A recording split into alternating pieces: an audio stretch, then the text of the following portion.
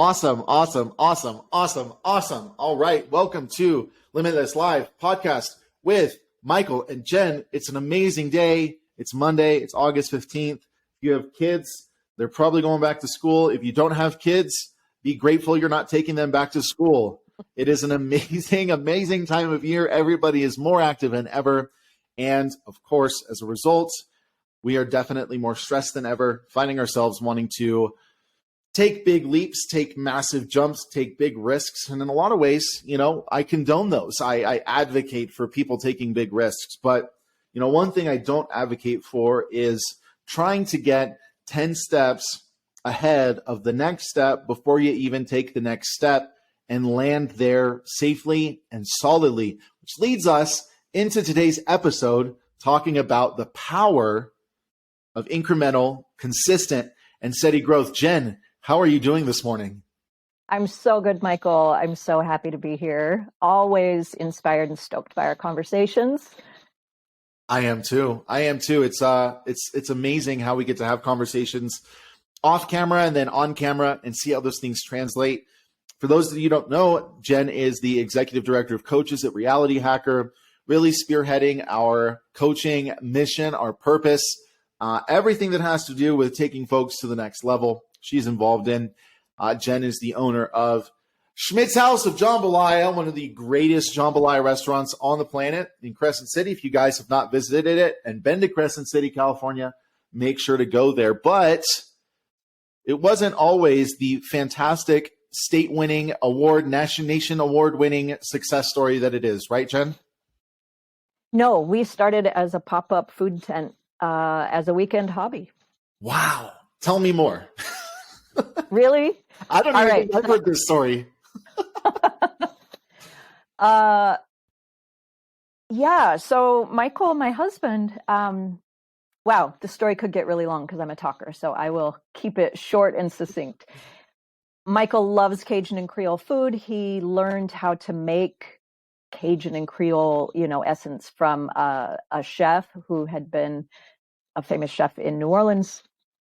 And Michael, after learning that, created his own recipe for jambalaya. And when we got together, he always had this idea, he's also a musician, to fund a CD production, an album production, by doing a pop-up food tent, selling the jambalaya. And he had that idea for a while, but then I came along and I'm always like, heck yeah, let's go. So I said, heck yeah, let's go. And we did. And we started doing pop-up, food vending at music festivals outside of Philadelphia and street fairs and things. And at the time we had a toddler. No, we had an infant. So our daughter was just born.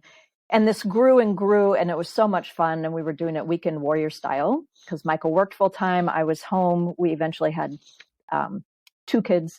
And we were doing this every weekend, and it grew and grew. We grew, we had a staff, we expanded our menu, but we were still doing the pop-up food, thing. So it was wild and fun. And as you know, when you're doing something that inspires you, although you're physically working, it doesn't feel like work, right? Yeah. It's like dancing. You're expending energy, but it's nourishing you. And that's what it was like when we started. So, we moved out west, out here to Crescent City, which is a really small coastal town at the very tippy top of California, redwoods, rivers, ocean, no music festivals, little bitty town. So we kind of put that on the back burner. We always had the retirement plan. Retirement, I say that loosely because we're not at retirement age yet and never worked so hard in my life. But we always had the retirement plan to have a brick and mortar restaurant. It was a fantasy, you think, what am I going to be doing in 20 years? So we started small here doing little events, nonprofit fundraisers, street fairs.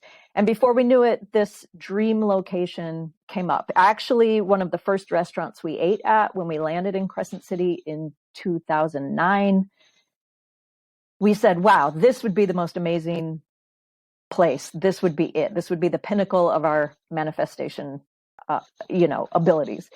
And March of 2020, that location came available. we said, holy smokes, can we really do this? Because we both worked full time, not owning a restaurant. But we had been doing our food business 17 years at this point, just here and there. We know our food, we know our product, but owning a restaurant is a completely different deal. Yeah. So we took that heck yes attitude, quit our jobs to open a restaurant, and the rest is history. But, while there was a lot of growing we had to do along the way in terms of being new restaurant owners, not to mention the COVID shutdown happened 2 days after we got the restaurant. Dude, so we learned insanity. It was insanity. And we learned we couldn't open our restaurant and it would have to be takeout only. So there was a lot of pivoting and things. But I think honestly, the reason that we are successful, we grew into our business, and I want to address that in a couple of ways. So, we had been making our food and expanding and our repertoire of authentic Cajun and Creole cuisine. That's no problem. We know what to do there.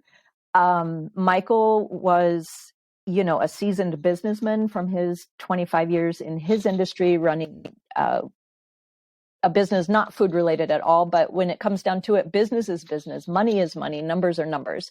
So if you know that, you can translate that anywhere. I was not a numbers person, but I had my own skill set that I had gained, over my lifetime. And we took those elements and created our foundation. And when we weren't able to open our restaurant the way we had envisioned, which was as a restaurant because of COVID, and we had to pivot, we went back to our foundation. So, we ended up, did I just say this, in our dream location. Yeah. Never ran an actual restaurant before.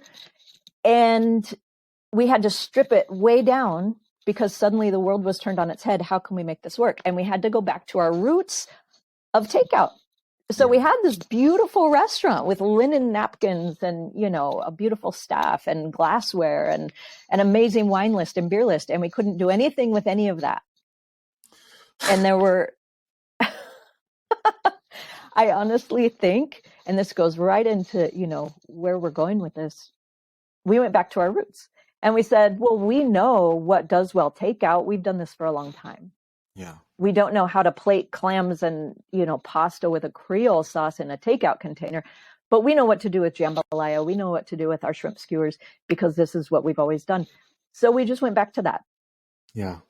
And as the world started opening back up and restrictions were loosened, which took a year for us to get dine-in service, we slayed at the takeout. And I'm not saying this from a place of competitiveness or anything, but there were other restaurants in our area that had to close for that entire amount of time because they're huge full service indoor dining restaurants and they couldn't do the takeout. It didn't work for them. It wasn't feasible for them. Their menu wasn't a takeout menu. Their staff wasn't a takeout staff. Their facility wasn't a takeout facility. And that worked in our favor that we had already been that because that was our foundation. Yeah. Absolutely. And so as our business started to be able to look more like a full service restaurant, we were able to incrementally step into that. When the COVID restrictions allowed indoor dining, there was, you had to have like 3 miles between tables. No, but it was a lot of spacing. And we ended up having 6 tables in our restaurant. 6 tables. That's nothing. And so what that allowed was us to take the next step, grow into that. And then we had more tables and more tables. And so we built a really super solid foundation from where we had already been to where we are now. Yeah. But it happened incrementally. And in retrospect, Michael, if we had had this dream come true, where we got the keys to the restaurant and we were opening, days or weeks later, and we had opened at full capacity, we would have been so overwhelmed, it would not have been to our benefit. Yeah. It would have been to our detriment in terms of exhaustion and overwhelm. And although we did go through that, we were coming back to a place that we knew so well, which was just our food, our product, takeout, If it hadn't been that way, life would look really different. And I don't know that we would have been able to scale to the level that we have with consistency, with confidence, with clarity, with ease, and those other, metrics of success outside of money are vital for the longevity of a business. Yeah, I would agree with you. I think what I love the most about your story is first off the timing and the perfection of timing, and how important it is to trust the timing of our lives, whether we believe in anything greater than ourselves or not.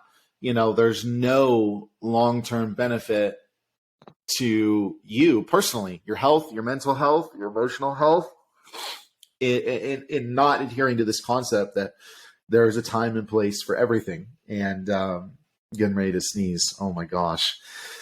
And I think what I love about your story as well is a couple different things that I see consistent in successful businesses and founders of successful businesses is one, consistency, and two, the ability to pivot.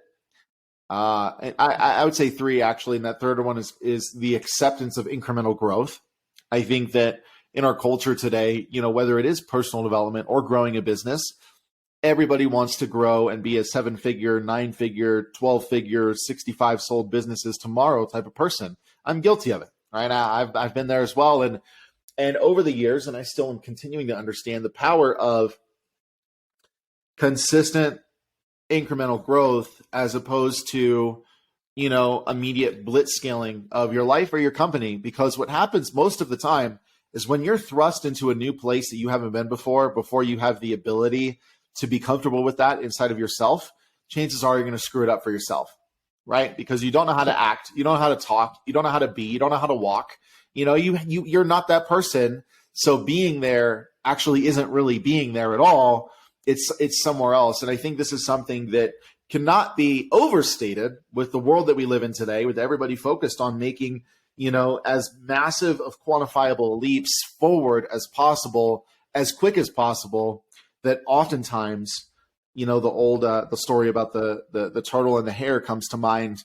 At the end of the day, most of the time, the turtle's going to win, not because of the speed, but because of its consistency and it's continuing to move no matter what. I think the rabbit, I don't remember the whole story. The rabbit got distracted, a bunch of different things happened. It wasn't single-minded. It wasn't staying consistent with its goal, with its kind of destination, and as a result, it got sidetracked and a bunch of different things happened and the turtle ended up winning. And I think it's really important for folks that are listening to this, including you and me, to continue to drive home in ourselves, the fact that you may not be who you feel like you want to be right now, today, immediately, dominantly, 24/7.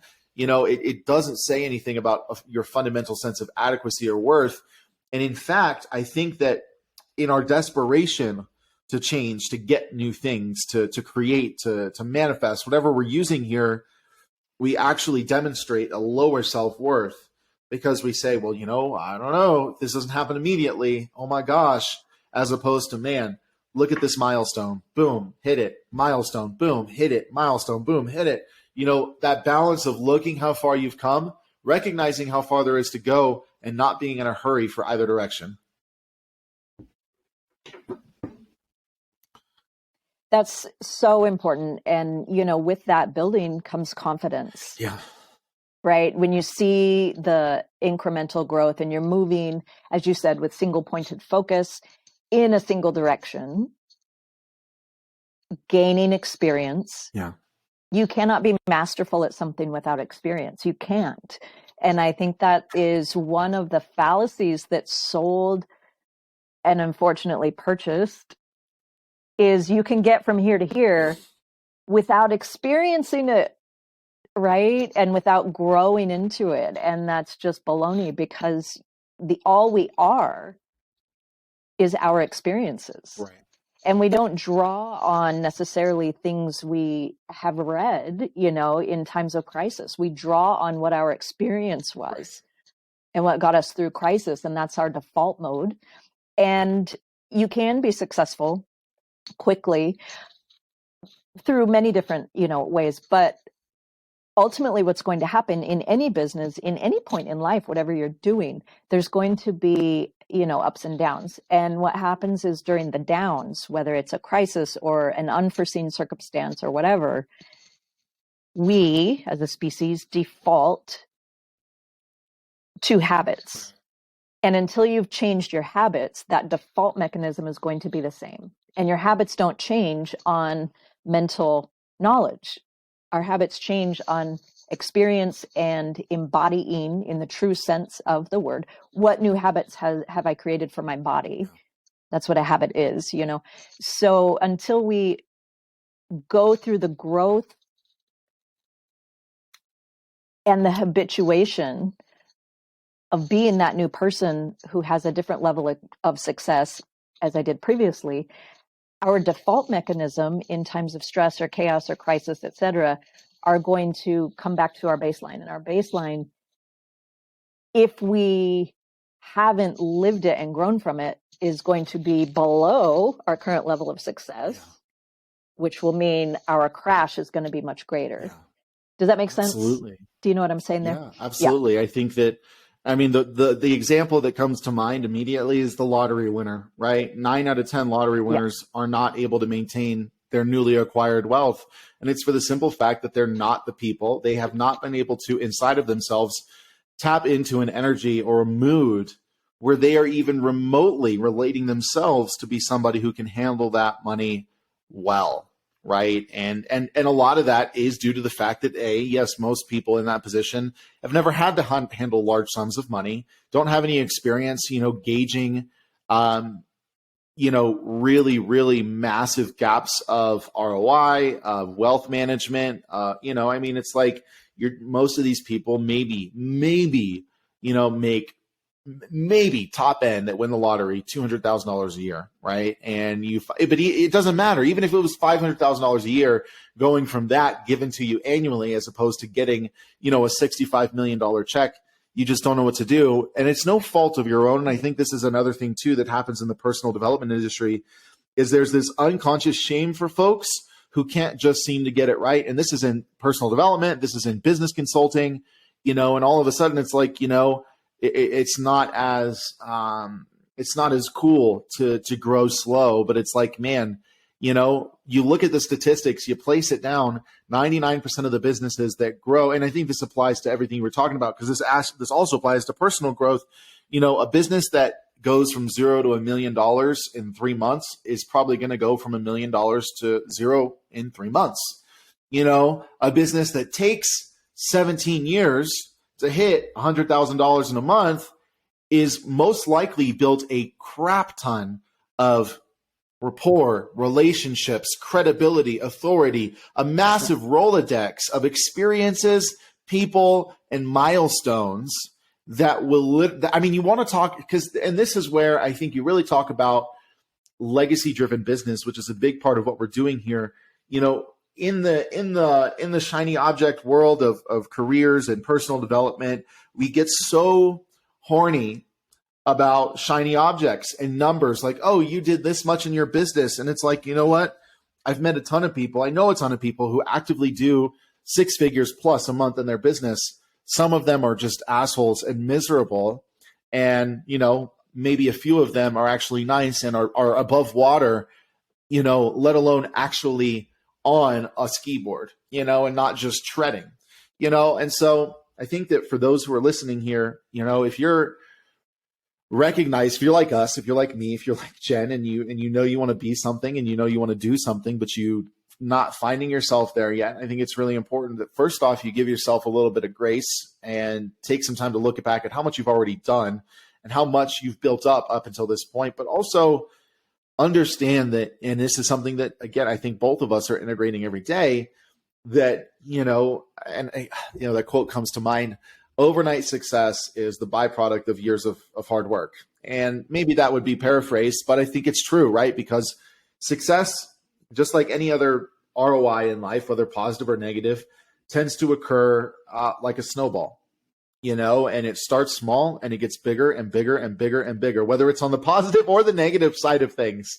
And there's something to be said about that, because you're not running at the same speed as, I don't know, Oprah or Steve Harvey, right? Or somebody of that nature. It's like we all have our own paths. And I think social media does a really good job, especially when it comes, it's so interesting.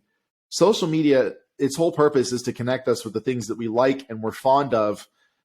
And yet, when there is a fundamental inability in us to look at ourselves as somebody that can enjoy these things that we're seeing other people enjoy, that's where this sense of just regret and bitterness and hatred and jealousy and envy and all these things just come to play, because we're watching all these people that seem to have their life together, which most of them don't, and it's like, man, if I could just focus on me, be okay with slow and steady growth, I think I'll be okay. I think I'll be okay. And I think in the long run, I also think that, we talk about when you die, you're going to look back on your life and, when you're on your deathbed, blah, blah, blah, blah, blah. And even still looking at the 29 now, right? The 40-year-old Michael, the 60-year-old Michael, looking hypothetically back through my life, sure, it'd be cool to have a couple different things that I maybe spent a couple years of pop growing and exploding. But, honestly, it also feels really amazing to build an organization like Bob Proctor or, maybe even Tony Robbins that has been around for 20, 30 years consistently and didn't necessarily, I think both those organizations, you could probably say in their infancies, were not obsessed with scaling to the moon tomorrow, right? They're obsessed with helping people. And I also think that we can talk about that a little bit, values as it relates to aspiring success, right? Values as it relates to aspiring success. So there's so much we can go on. Do you have any thoughts on that? A lot, so many thoughts. The first thing that popped in when you mentioned like Bob Proctor, he built a legacy. Yeah. Right. And so what is a legacy and what are we wanting to create? We collectively, if we look at our life purpose, if we look at the work we do, if we look at the fact that, is it service-based? And service has a different definition, not definition, but perspective. I think everybody in every position, in this country, globally, but is in service to someone else because we're a collective society. So no matter what you're doing, it's in service. But in terms of building a business quickly, you can't create a legacy, again, if you haven't built a foundation, if you're not coming from a place of just absolute integrity, rather than desperation. Tying this back to like the lottery winners, I think a lot of people are in that position. Who's buying lottery tickets? There's usually a place of desperation there. Who is honestly buying into, I need to buy this program or, do this thing so that I can build a 6-figure business tomorrow? That's not somebody who is service-based, mission-based, looking to build a legacy. This is someone who is coming out of a place of desperation. And I don't say that from a place of judgment at all. I say it honestly from a place of identity, right? I've been there. Like my life, not right now, but in my life, I could have said, my life sucks and money would solve this problem. Yeah. And how can I have a different life tomorrow? Well, the bottom line is you can't if you haven't done that incremental growth, because you're not going to be a different person tomorrow. So you'll build this 6-figure income in 90 days because you followed this, business guru or whatever. Yeah. But the ability to build a legacy like Tony Robbins or, any name that you mentioned, that is truly serving humanity, that is truly an extension of yourself rather than just some copy paste thing that you bought into, is not going to have long-term success. Yeah. I agree. And I think a lot of this too, it does have to do with our own internal agency. I think that, if you're looking to build a business for the money, you should probably stop and go into sales. Honestly, if you're just doing business for the money, you're probably not equipped to do everything that your business needs you to be and do to do it successfully, get the money, and then ultimately, right, and we've talked about this for years, go into the reasons as to why you want the money, right? Because then we go into our the whole nature of desire and understanding that it's not about the things we want, it's about the feelings that we think we're going to get when the things happen. And that's one thing that people have a common misconception about, especially as it relates to money, is, the whole, well, money will solve the problem. No, money will not solve the problem. Money inherently in and of itself is a tool. And if you don't know how to use tools, you're probably going to use it wrong. And, that's just the reality of probability. Money is not as simple as a hammer. It's not as complex as, trigonometry, but it requires experience, understanding, wisdom, knowledge, all the good stuff in order to use it as a tool in a way that actually, supports and grows. Because I think what you also have to look at here is a lot of people, and I think we talked about this in our last episode, just around the globe are in constant states of fight or flight, right? And I think this comes to, the multitudes of factors that we don't need to get into. But, ultimately, when it comes to trying to change from that place, trying to grow from that place of fight or flight, it's like, I look at this, when I look at the growth that comes from steady, solid, integrity, value-driven movement and action, I see thick blocks of gold just setting themselves under your feet. And when all of this action comes from a place of desperation and I need, I see us just setting up very, very fragile glass cubes below our feet that at any moment are at risk of falling through. And I think it's something that we don't calculate a lot. And I think in a lot of ways too, this contributes to a lot of unnecessary failure. I mean, I guess in the long term, it's necessary because it shows us wisdom that we learn. But this whole, if we just stop trying to grow so fast and just kind of said, hey, let me just trust the timing of my life and balance that out with taking action and executing on what needs to be done, we'd probably find ourselves generally a lot more happy. But I think, again, so many factors to play in here, not trusting yourself, not trusting your life, not trusting how things are going for you, not trusting how what you're enduring now or dealing with now, is going to play into what you're going to be going through in the future, how you'll approach the future.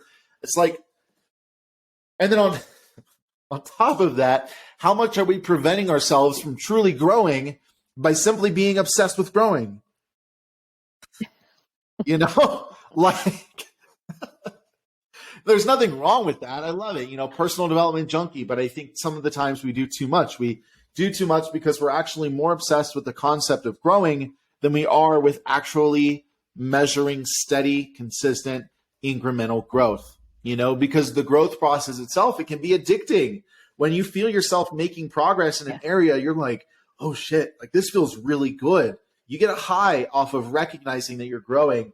And I think that what happens in our industry and in the not even industry, in the segment of personal development is we get so obsessed with the need to grow and the growth that comes with growing that we just don't sit down trying to modify my language here and just, again, go back to that place of acceptance, right? I think we just find so much more there, so much more. Yeah, I agree with that fully. And, part of that too, from a self-proclaimed personal development junkie. I mean, I spend time every single day on my personal growth to the point where I have to stop myself so I can get on with my day, right? And do the things I need to do. But the implementation of it sometimes gets lost. Yeah. The practice, and that's why practice is so important, whatever it is you're practicing, to make time for that, for the implementation, for the reflection, for the being instead of constantly doing. And growth, as we've talked about a couple of times, happens on many levels. And if we're constantly chasing and not allowing, then we don't get the experience of the growth. We don't get the wisdom. We don't get the embodiment of it. And those things are vital to be able to, to live it, not just know it. Absolutely. Yeah. Yeah. There's so much literature about understanding how our internal states, reflect our external states. And I think that it's really, really important if you're invested in your growth that you really take full agency of the fact that, yeah, you have to be there internally before you are externally. And fundamentally, when I find myself in a place of unsatisfaction externally in my life, in my job, my career, my relationships, it does start inside. I have to change my own perspective before my world changes. Always, the perspective has to change, because when the perspective changes, everything else changes as a result, right? Not because it actually is moved, but because I'm looking at myself differently. And as a result, I'm looking at the situation differently. And it's so interesting how, you mentioned chasing versus allowing. I think that's a really good subject for next week's podcast. So what I want to do is wrap it up here, and we're going to ask you the $1 million question. Okay. For anybody who's in the middle of a stage of incremental growth that they're not feeling satisfied with, that they're, feeling that they should be somewhere that they're not, any of those common feelings that come with becoming who you want to be, what is the single most potent piece of advice that you give that person, Jen?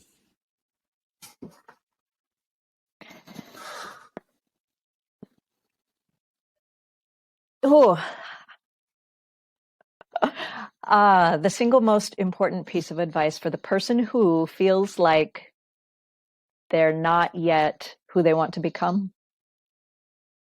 Yeah, I think the advice I would give would be to recognize what you've already become, really sit with that. And as you said earlier, look at everything that's brought you to this moment and recognize the depth and the breadth and the value there, and that you're so much closer to who you want to be and what you want to be than you think you are. Awesome. Absolutely. And usually, yeah. And I would just add to that, my background is in naturopathy and holistic wellness and stuff. And one of the questions there is, you already know what it is that you need to do. So in terms of physical health, it would be everybody already knows what they need to do. So if we're applying this to the question you just asked, so looking at where you're already at, recognizing you're so much closer to where you want to be than you realize, because you're focused on not being there yet rather than where you are. So to return your focus to that. And then I would ask, what is the thing that you need to change? Because I can not guarantee, but I can almost guarantee almost everyone is going to know that answer of the thing that's preventing them from getting from here to there. And to know that it's so much closer than you think it is. I love it.